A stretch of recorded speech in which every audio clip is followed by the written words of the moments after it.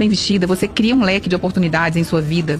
Uma boa imagem, ela abre portas. Outra coisa que acontece quando você anda bem vestida, você estabelece uma identidade marcante. As pessoas lembram de você como alguém que se veste bem, como alguém que tem uma imagem coerente com quem é. Por quê que eu falo de se vestir bem?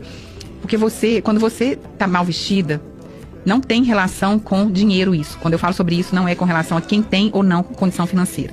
Andar bem vestida não tem a ver com condições financeiras. Quer dizer, você andar com uma roupa bem passada, uma roupa bem limpa, bem arrumada, andar com o cabelo limpo, cuidar da sua pele, cuidar dos dentes, cuidar dos sapatos, andar com tudo muito limpo, muito arrumado. Isso tem a ver com uma imagem de honra, com uma imagem coerente, com uma imagem de quem realmente você é, de uma mulher de valor.